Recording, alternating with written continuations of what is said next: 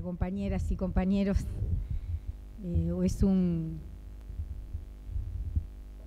muchas gracias por la invitación y es un gusto como siempre estar acá en la casa de SINTEP, de los compañeros de la educación, y la verdad que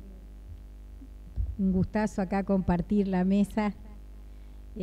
con las compañeras y el compañero Roger. Voy a tratar de enganchar complementando lo que ya aportaron en esta reflexión colectiva de cuáles son los desafíos contra la impunidad que tenemos en este momento, tratando un poco de no repetirme, porque el aporte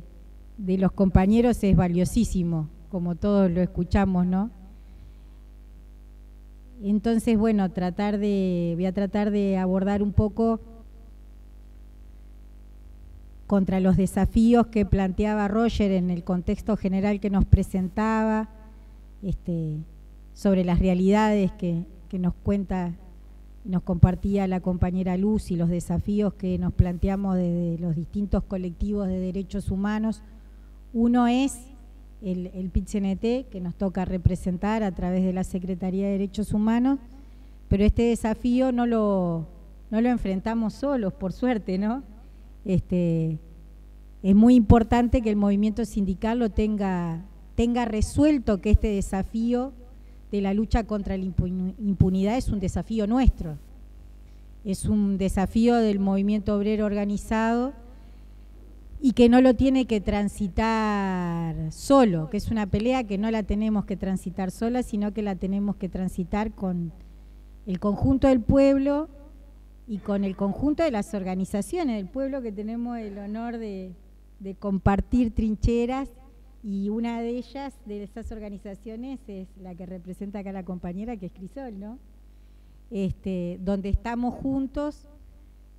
con ellos y ellas y con 20 organizaciones más de derechos humanos en el Observatorio Luz Ibarburu, que es donde nos juntamos para hacer el seguimiento de las causas penales de los crímenes de lesa humanidad y para observar un poco la realidad de las causas penales que existen en Uruguay en relación a los crímenes de lesa humanidad surgidos del último periodo de terrorismo de Estado. Si bien la historia de nuestra tierra tiene otros terrorismos de Estados previos que ya supieron vivir los nativos de nuestra tierra. Pero bueno, sobre este último periodo del terrorismo de Estado que mencionaba la compañera, a partir del 68, tenemos la oportunidad de tener una herramienta construida colectivamente como el Observatorio Luz Ibarburu, que estamos junto a Crisol, el PIT-CNT, a través de la Secretaría de Derechos Humanos, familiares, madres y familiares de detenidos desaparecidos, Memoria en Libertad, que recién mencionaba Luz, que son compañeras y compañeros que eran niños y adolescentes en el periodo de terrorismo de Estado, que también, además de padecer los crímenes cometidos contra sus padres, padecieron crímenes en primera persona, algunos de ellos crímenes tan terribles como, bueno, la apropiación y la pérdida de identidad lo vivieron algunos. También el abuso sexual la vivieron varios, niñas y niños, en el marco del terrorismo de Estado, que esto se dice, capaz que lo repetimos un poco menos, pero es una de las impunidades, de las tantas impunidades tan terribles que están en proceso de destaparse, porque si a los que eran adultos, que vivieron, que padecieron los crímenes de lesa humanidad, les tenemos que agradecer el valor que tienen, ¿no?, en compartir los relatos de esas terribles vivencias para posibilitar al conjunto del pueblo y de las organizaciones de poder transitar un proceso de verdad y justicia y llevar al sistema judicial, generar una causa penal por estos crímenes cometidos, requiere del inexorable valor que implica que las compañeras y compañeros puedan relatar lo vivido, que es lo que contábamos recién, ¿no? Las torturas, los abusos sexuales, los asesinatos de los compañeros y compañeras, la desaparición de los que todavía estamos buscando, que de repente, no sé, alguna de las compañeras estuvo presa con luz y hoy no la tiene al lado, ¿no? Esos tremendos dolores que los compañeros y compañeras tienen que revivir, tienen que revivenciar cada vez que relatan para que podamos reconstruir la memoria colectiva y hacer los memoriales y hacer los sitios de memoria, y tienen que revivir frente al sistema judicial para que podamos llevar adelante estos procesos de justicia, ¿no? Y ahí, en estos procesos de justicia, uno de las aristas de la impunidad tienen que ver con algo que mencionaba Luz, que es la revictimización de los compañeros y compañeras permanente en un sistema judicial que no funciona de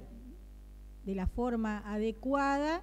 y que en lo que tiene que ver con materia de una mirada de género fue observado, como decía Luz, ahora en la última instancia en la Corte Interamericana de Derechos Humanos, de esa ausencia, de falta de mirada de género para abordar estas causas penales, donde le hace relatar a las compañeras una y otra vez lo vivido ante sus agresores, ¿no? O sea, no es que yo estoy escribiendo un libro que en la intimidad de mi hogar puedo recomponerme y escribir cuando puedo para compartir con el conjunto de la sociedad las cosas que sucedieron para que no vuelvan a suceder, sino que las compañeras tienen que volver a vivir, y compañeros, porque se dice menos, porque cuesta más que los compañeros acepten y puedan denunciar que también fueron víctimas de agresión sexual, en muchos casos. Entonces,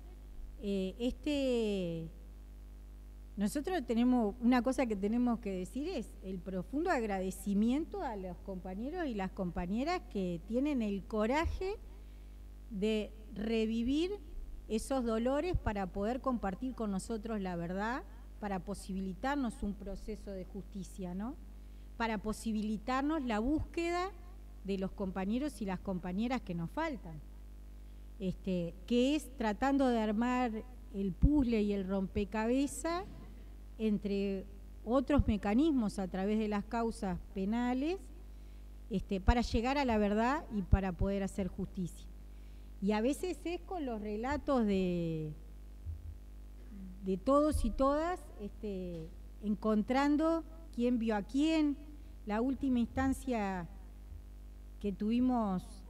con las compañeras expresas de Cabildo, que están trabajando por generar este sitio de memoria, nos comentaban, por ejemplo, que una de las compañeras había estado ahí presa que Elena Quintero había pasado por ese sitio, y cómo de una a otra que vivió reclusión en distintos periodos, una en el 71, ¿no? En el 71, claro, en el 68, otras en el 77, se podían, juntándose y buscando esta reconstrucción de la memoria colectiva, contar unas a otras cómo algunas habían visto pasar por ahí, habían compartido reclusión con compañeras que las otras que habían llegado años después desconocían. Entonces, en ese proceso de reconstrucción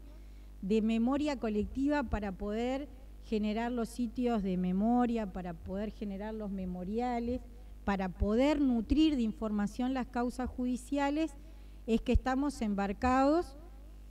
desde el movimiento popular, a través de muchas organizaciones sociales,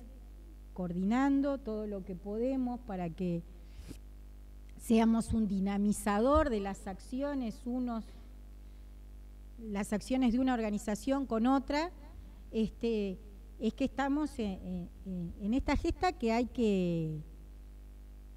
no hay que abandonar, que hay que darle duro, porque en esta parte que yo quería abordar un poco más, que tiene que ver con la parte de la persecución penal de los crímenes de lesa humanidad y el avance de las causas judiciales, que es a lo que más nos dedicamos, a lo que principalmente nos dedicamos en el Observatorio Luz Ibarburu, tratando por supuesto de que todas estas verdades que surgen en las causas penales sirvan como insumo para la reconstrucción también de la memoria colectiva, ¿no? Pero bueno, en esto de poder hacer justicia por estos crímenes aberrantes, por lo que padecieron nuestros compañeros y compañeras y los que padecen aún hoy en todas las secuelas que viven y lo que padecen por no estar con nosotros, Elsa, Graciela, todas las compañeras y compañeros que tenemos acá con nosotros a través de fotos y que no podemos nunca perder del horizonte la necesidad de encontrarlos, es que bueno, tenemos, más allá del avance neoliberal de hoy, más allá del avance de la derecha y la extrema derecha, que tenemos el deshonor de tener incluso en el Parlamento, tenemos de todas maneras producto de los esfuerzos del campo popular organizado a través de las distintas herramientas, y algunas de ellas mencioné, es que podemos compartir con ustedes que en estos últimos 3 años tuvimos la mayor cantidad de procesamientos, que quiere decir prisión, en muchos casos efectiva, en otros casos domiciliaria, de represores que son torturadores, asesinos, violadores. Y ahora la compañera hacía mención de que no están tipificados como abuso sexual, y yo justo acá tengo de los últimos procesamientos que les compartía, que este año vamos 3, tenemos el procesamiento de Armando Mentes, de Onesian, que mencionaba Luz, de Ramón Rodríguez de Armas, que le decían Oscar 5, y no es por trivialidades que están presos. Está Armando Méndez por homicidio muy especialmente agravado. Onesian, la misma tipificación, homicidio especialmente agravado. Abuso de autoridad contra el detenido tiene Ramón Rodríguez de Armas, que en realidad quiere decir tortura, porque en la nomenclatura de nuestra jurisprudencia, de nuestro sistema judicial,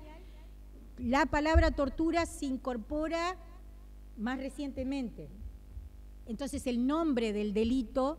hace unos años atrás se llamaba abuso de autoridad contra el detenido. Abuso de autoridad contra el detenido quiere decir tortura. Pero en el caso esto sucedió, estas 3 que le digo sucedieron este año. Son presos por estos delitos, que llevó más de década demostrar que eran responsables de estos delitos. Tuvieron todas las garantías habidas y por haber antes de ser condenados por la responsabilidad de este delito. Y se demostró hasta por los tuétanos que eran culpables para poder meterlos en cana, ¿no? El año pasado tuvimos 29 procesados con prisión por crímenes de lesa humanidad. El año anterior, 2020, tuvimos 13. O sea que en estos últimos años venimos teniendo el mayor procesamiento con prisión de los criminales de lesa humanidad, de los represores que cometieron estos crímenes, que son tan aberrantes que el conjunto de la humanidad determinó que tienen que ser perseguidos en cualquier parte del mundo y no importa el paso del tiempo. Por eso es que además de estas condenas, de por ejemplo las que les relato de estos últimos 3 años, también fueron condenados en Italia. Y los condenados en Italia no son condenados tampoco por trivialidades ni porque se llevan una gallina, ¿no? Mato Narbondo ha sido condenado en apelación, o sea, lo demostraron 2 veces, por homicidio voluntario, pluriagravado, continuado del ciudadano italiano Gerardo Gatti, María Emilia Isla de Zaffaroni, Armando Bernardo, Juan Pablo Recaño de Ibarburu. O sea, yo puedo seguir leyendo estos expedientes judiciales y es el horror, compañeros y compañeras, lo que estamos leyendo. Es muy doloroso. Entonces, cuando uno escucha hoy que trivializan, que relativizan la necesidad de que estos personajes nefastos de nuestra historia y de nuestro presente estén presos, uno no puede más que llenarse de indignación. ¿Qué diríamos cualquiera de nosotros si violan a una hija o un hijo? ¿Qué diríamos cualquiera de nosotros si nos matan a nuestros padres o a nuestros hermanos? Sino que el responsable tiene que estar preso. Pero esto no solo es así de grave como lo estamos relatando acá en esta mesa, que es una realidad que seguro los que estamos acá presentes conocemos todos, sino que además es así de grave porque fue en el amparo del aparato del Estado. Entonces, tiene la gravedad del horror de lo que implica un crimen de lesa humanidad. Pero el crimen de lesa humanidad no se configura solo por la perversidad del hecho en sí mismo, como la violación, el abuso sexual, el robo a un bebé o la tortura de las formas más terribles, el asesinato. Todos esos crímenes, si los comete un desequilibrado mental, ¿no?, una persona mala, es un crimen. Esto es un crimen de lesa humanidad porque fue cometido en el amparo del aparato estatal. Y no fue solo cometido en el amparo del aparato estatal de nuestro país, sino que fue cometido en el amparo del aparato estatal en el marco de una coordinación criminal transnacional que entre una de esas coordinaciones tiene el nombre conocido como Plan Cóndor, que todo el mundo sabe, que se constituye formalmente en el 75, pero nosotros veníamos padeciendo crímenes de lesa humanidad desde el 68 y las coordinaciones para cometer esos crímenes a nivel transnacional venían desde antes. Pero se constituye oficialmente en el año de mi nacimiento, o sea, una coincidencia como poco feliz, pero ¿no? En el 75. Entonces, nosotros no podemos perder de vista en esta persecución de la verdad y esta persecución de la justicia, que además este horror, coordinado transnacionalmente, entre otros planes con el Plan Cóndor, tuvo una dirección, tuvo un adiestramiento y tuvo un cerebro pensante desde el Imperio norteamericano, que mandó además sus educadores en tortura. Los horrores que vivimos acá, en nuestro país y en la región, y nos consta cómo nuestros compañeros fueron desaparecidos tanto en Uruguay o asesinados en Uruguay y torturados, como en Argentina o en Paraguay, o nuestros gurises fueron abandonados en Chile, en Brasil, Lilian, Francesca y Camilo. O sea, vivimos con nuestros compañeros de nuestra edad, de vuestra edad, cómo esto nos pasó no solo acá, sino en la región, porque hubo una coordinación criminal de los estados para cometer estos crímenes, adiestrados, inducidos y educados, entre otros, por el imperialismo norteamericano. Entonces, todas estas cosas nosotros no las podemos dejar de tener presentes cuando queremos pelear contra la impunidad, como es el motivo que nos concita esta noche, ¿no? ¿Por qué nos expresamos en contra de que vuelvan tropas norteamericanas a nuestro país a educar a los aparatos represivos de nuestro Estado? Porque sabemos a qué han venido antes. porque han venido a enseñar eso. Han venido a enseñar cómo el terror a un pueblo se le imparte, cómo aterroriza un pueblo para que no se defienda y poderle implantarle una política económica de saqueo donde el pueblo no se defienda, implantando el terror. ¿Cómo implanto el terror?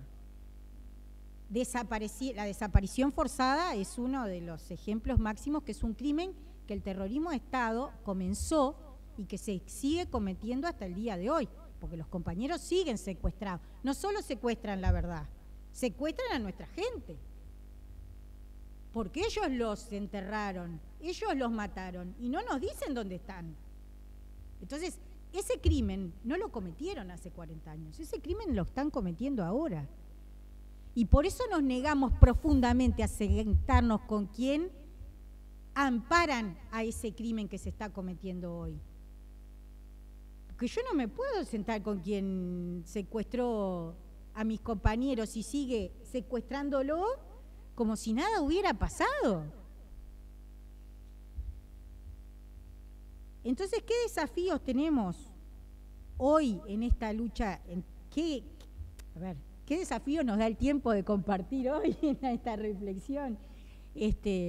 Porque son muchos, ¿no? Entre los tres podemos dar un pantallazo, una lucha de más de 40 años,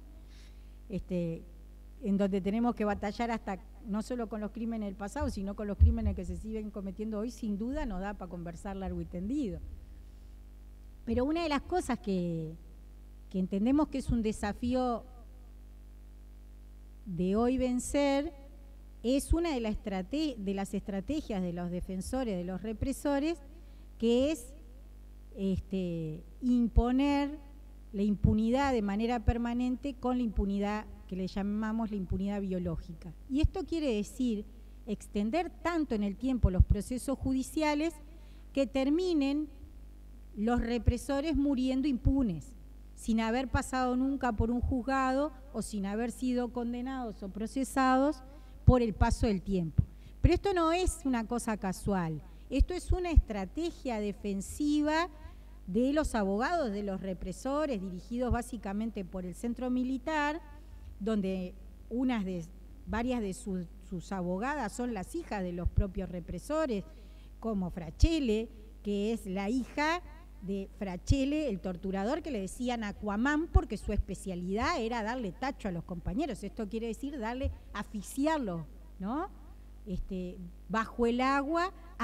¿no? Y levantarlos del submarino antes de morirse. La hija de este torturador, que además entre ellos se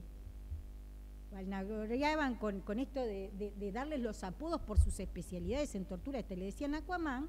es una de sus defensoras. Gabazo es otra. Y así Arab es otra, ¿no? Los criaron para sus intereses, ¿no? Pero bueno, en esto retomando esto que decía de por qué nos negamos a que, por ejemplo, las tropas estadounidenses vuelvan a venir a enseñar algo acá, es porque su antecedente es esto, ¿no? Vinieron a enseñar cómo para implantarle el terror a un pueblo hay que usar como una práctica de intimidación el abuso sexual sistemático a las compañeras que se organizaran. Y claro que implanta el terror, ¿cómo no va a implantar el terror? ¿No? Que la tortura, la desaparición y el asesinato. Pero esto no era porque transnacionalmente se decidieron ser unos perversos, nada más, por el sabor de la perversidad que muchos de estos represores tenían. Esto era para imponer un modelo económico de saqueo. Y de hecho el salario de los trabajadores, terminada la dictadura, quedó al 50% de antes de comenzarla. Y esto también lo tenemos que tener presente. Los procesos del avance del autoritarismo son para instalar la desigualdad. Y ahora cuando vivimos, como decía Luz, como decía Roger, procesos de autoritarismo donde, no sé, vuelven tal Operación Océano, los abusos sexuales colectivos, y cuesta la condena social en forma masiva, la indignación absoluta colectivamente, parece que es como a media asta, ¿no? Como que nos indignamos, pero no, más o menos. Y la justicia reacciona, pero más o menos. Depende quién haya pasado con el cuatriciclo por arriba del que tenía apariencia delictiva que reacciona, ¿no? Si era del Borro, seguro que capaz que reacciona menos. Y esto es la cultura de impunidad que decía Roger, ¿no? Cómo esta cultura de la impunidad, de no perseguir los crímenes contra un ser humano, después se trasunta en el cotidiano vivir de todos nosotros y nosotras. Y cómo a través de estos procesos de autoritarismo, que entre otros vivimos ahora, no solo los autoritarismos del pasado, sino los autoritarismos del presente, a través de distintas iniciativas como la LUC, como bueno, ahora tienen la intención que mencionaban los compañeros de la ley de liberación de los presos por crímenes de lesa humanidad, que tenemos que reaccionar y parar a como de lugar, porque si logran instalar eso, compañero y compañera, ahí sí, que no, que la impunidad campea y campea lejos, ¿no? Porque sobre todo es un mensaje de legitimación del terrorismo de Estado, es un mensaje de legitimación de estas prácticas. Y eso, yo creo que uno de los desafíos que tenemos es vencer la impunidad biológica y poder llegar a la mayor cantidad de resultados de procesamiento y de condena de los responsables de estos crímenes antes que se mueran. Antes que se mueran los responsables de los crímenes y antes que se mueran nuestras compañeras y compañeros. El viernes hicimos un homenaje a Marieta Belisi, 97 años, una campeona. Cuando acá, en Uruguay, no había posibilidad de llevar adelante causas judiciales porque nuestro sistema de justicia estaba totalmente blindado a favor de la impunidad, empezó, entre otras como Lucy Barburu, el juicio contra los represores en Roma, Italia. Y hace poco tuvimos el resultado. A esas compañeras es la que homenajeábamos a través de María el viernes, ¿no? Que tuvimos, bueno, la oportunidad el honor de, con Sarita Méndez, con Elba Rama y otras compañeras más, presentar la solicitud de que la nombraran ciudadana ilustre y llegamos a tiempo. Y a través de ella, todas las madres, ¿no? Que queremos que conozcan la verdad, queremos que no terminen su día sin saber dónde están sus hijos. Y lo necesitan saber ellos y lo necesitamos saber todos. Todos necesitamos saber la verdad, todos necesitamos saber dónde están nuestros compañeros y compañeras. Y todos necesitamos que los responsables de los crímenes paguen por sus crímenes y sean condenados, porque es un mensaje a nuestra sociedad. Es muy pedagógico porque no tiene solo el objeto del castigo, que lo merecen y lo tienen que tener y tienen que estar privados de libertad, que van a estar privados de libertad con todas las garantías, no como estuvo nuestra gente, ¿no? Y porque cometieron crímenes, no porque querían un mundo más justo, como nuestros compañeros y compañeras. Y que además, si están jodidos, si tienen un problema de salud, van a poder estar en su casa, porque eso la ley ya hoy lo ampara, y de hecho muchos de ellos están en su casa. Pero hay que hacer esta batalla contra el tiempo, hay que trabajar por memoria, estamos en el mes de la memoria, en eso estamos, pero hay que trabajar arduamente, sin dejar perder un minuto, para que podamos tener esa verdad del Estado a través del sistema judicial que lo demuestra a nivel forense, que dice una verdad irrefutable, que no nos pueden venir con el cuento ahora de que son relatos. No son relatos. Nuestro país, en su estructura del Estado, en un determinado momento definió cometer crímenes de lesa humanidad.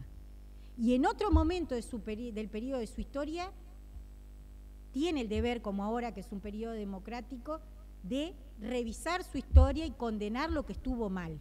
Y eso no es solo por castigar a los culpables, que hay que hacerlo, es porque es una tarea pedagógica indispensable para que no se repita. Porque la justicia tiene ese rol, no solo, o sea, no lo decimos nosotros, ¿no? Lo dice la Corte Interamericana de Derechos Humanos, lo dicen las Naciones Unidas, lo dice nuestro sistema judicial. Y el castigo a un crimen tiene el rol de, además de que el responsable no pase impune por una barbarie que cometió, tiene el rol de educar colectivamente para que esas barbaries no se repitan. Y ese es un mensaje que no nos podemos perder la oportunidad como pueblo de dar, un mensaje educativo, estando en un sindicato que nuclea a los educadores. Es un mensaje pedagógico que no podemos dejar de dar, el hacer justicia para que las barbaries del pasado no se repitan, para llegar con el paradero de nuestros compañeros y compañeras y para no dejar caer las banderas por los que tantos sufrieron y tantos y tantas perdieron la vida, que era por un mundo más justo, más igualitario, con menos desigualdad que está creciendo en este momento. Y bueno, yo me entusiasmo y díganme ni párenme, porque si no yo sigo hablando. Pero les quería compartir, iba a cerrar y me acordé que no les dije algo que quiero compartir. Que es que, aparte desde la Secretaría de Derechos Humanos, aparte de esta tarea que hacemos en el Observatorio Luz Ibarburu con los compañeros de las otras organizaciones, también impulsamos sin duda el trabajo por la memoria, y en estos últimos 2 años de pandemia hemos tenido la oportunidad de compartir con los compañeros y compañeras del arte, en este caso de Imágenes del Silencio, esa obra maravillosa que hicieron de Imágenes del Silencio con los compañeros y compañeras detenidos desaparecidos abrazados, que logramos que cedida por ellos y autorizada por familiares, logramos instalar ese primer 20 de mayo sin marcha presencial en el anfiteatro del PIT-CNT, teniendo a todos nuestros compañeros con nosotros ahí presentes, por más que teníamos la oportunidad de estar solo 2 personas con la palabra. Y después seguimos haciendo una gira que se llama Multiplicando Abrazos por todo el país, donde hemos estado y seguimos estando, como la semana pasada en Paysandú, por todo nuestro territorio, y lo que se ha generado, compañeras y compañeras, es impresionante, ¿no? Está la Negrita y Fefo acá, con las que son parte del equipo de la Secretaría, y hemos hecho esa recorrida. Nos ha tocado a todos los del equipo meter la tuba en alguno de esos lugares, y hemos estado en Tacuarembó, en Rodó, en San José, en Paysandú, en Piriápolis, en Maldonado. Estuvimos en muchos rincones, en Rivera. Y sigue la dinámica que planteamos, fue que las organizaciones sociales y sobre todo las intersociales de las localidades pidieran y solicitaran la muestra, a contrapartida de que se instale una conversa en el pueblo de la lucha contra la impunidad. Y ha pasado cosas como que en San José, la primera vez que desembarcamos con la muestra, compañeros y compañeras de Crisol denunciaran por primera vez en la plaza pública frente a su pueblo las torturas que vivieron en el batallón de su pueblo. Y compartieron por primera vez después de tantas décadas lo que pasó ahí. Y se destapó una olla que terminó siendo del 27 de junio del 20 al 27 de junio del 21, presentamos una causa judicial, y hoy tiene a militares y doctores del pueblo frente a la justicia, con un elemento disparador que fue este trabajo por la memoria, que nos llena de orgullo, la verdad, nos llena de satisfacción y nos da la pauta de que hay que continuar. Que el trabajo por la memoria posibilita la justicia, y el trabajo por la justicia posibilita la memoria, y que no son tareas que tienen que estar compartimentadas, sino por el contrario, suman, son complementarias y son ambas absolutamente necesarias. Y en esto del trabajo por la memoria, compartirles que también estamos desde la Secretaría impulsando el trabajo por la memoria en la primera infancia. Varios de esta casa han contribuido en esa tarea. La negrita Susana ha contribuido en el zapatito de la señorita Elena, que es el cuento que se está trabajando ahora para niños preescolares y escolares, donde a través de cuentos amenos, esperanzadores de lo que implica la lucha por los derechos humanos y la búsqueda de la justicia y la búsqueda de la de verdad, podemos llegar a nuestros niños con esta necesidad de pelear por un mundo más justo, con esta necesidad de tener esperanza de que un mundo más justo es posible, que la desigualdad hay que combatirla a través de estos fogones por la memoria que comenzamos en los 100 años de Mario Benedetti en el PIT-CNT con 30 gurises, y que ahora estos fogones de la memoria se están extendiendo por cooperativas, por barrios, por colectivos, juntamos unos 20, 30 gurises y allá desembarcan las compañeras y compañeros encantadores haciendo estos relatos para la gurizada, para que se críe en los valores, en los derechos humanos y en los valores de la necesidad de buscar la verdad y la esperanza, ¿no? La ilusión de que hay que organizarse para tener un mundo más justo. Lo último que les cuento y de este trabajo por la memoria es que tenemos que organizar en breve con Karina Tassino de esta muestra preciosa de otros artistas que es Ausencias, que se presentó en 2017 en el CDF de Montevideo,